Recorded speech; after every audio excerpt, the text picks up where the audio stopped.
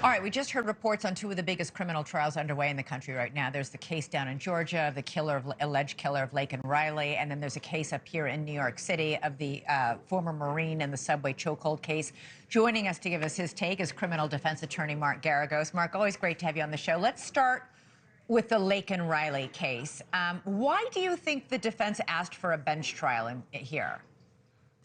Because there's no way in the world that the defense, given what the prosecution so far has presented, was going to let a jury hear this case. I mean, you'd have little or no chance getting over the emotional impact of all of these things and kind of the undercurrents of somebody who topically at least and the optics at least are just almost insurmountable.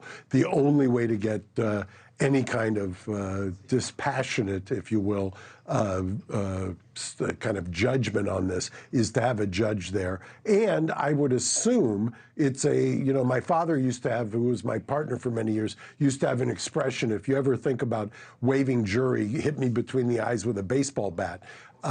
Generally, if you do it in front of a judge, it's a judge you trust, a judge who's got the ability to remove the emotion from it. And yeah. It really is an emotional case. It's a case that you don't want to put in front of a jury. Yeah, it's an emotional case. They couldn't get a change of venue.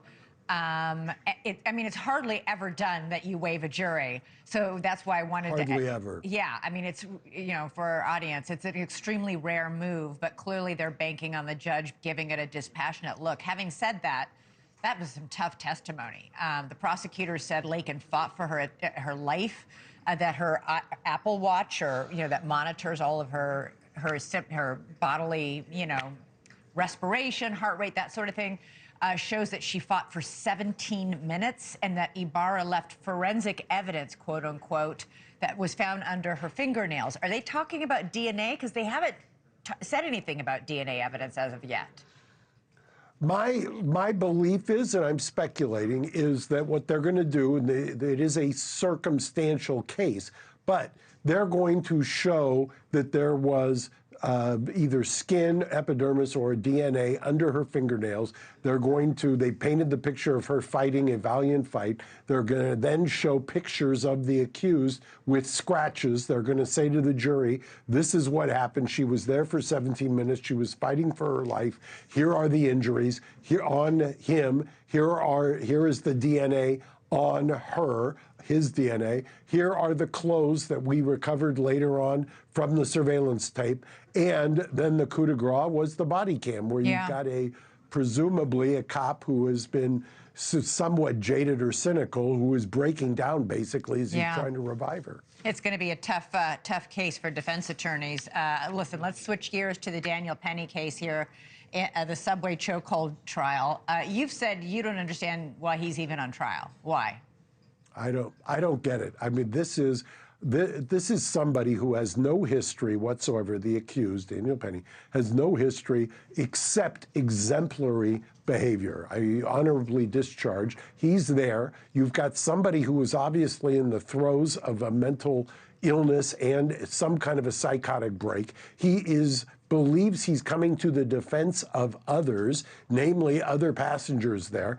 Clearly, you don't want to wait until you see one of these awful scenes that seem to be unfolding daily in New York City.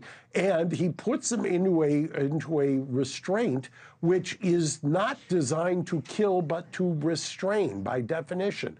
And doesn't do anything afterwards that would be consistent with doesn't start punching him or throttling him or anything else that would show that he's got any kind of malice whatsoever, or, it isn't a murder, anything that would show that there was an intent to kill. Yeah. And you want Daniel Penny's riding on the subway if you've got a little kid or a grandkid. Oh, absolutely. I mean, I've been saying that all along, that the city failed everybody in this case. But listen, what the jury in this trial will not hear is that Jordan Neely assaulted other people on the subway. Like it did escalate to physical assault. He punched a 67-year-old woman so hard in the face he broke her cheekbone. She was just walking on the subway platform. So, but the jury will never hear that. Thanks so much for watching. Go to joinnn.com to find NewsNation on your television provider. And don't forget to click the red subscribe button below to get more of NewsNation's fact-driven, unbiased coverage.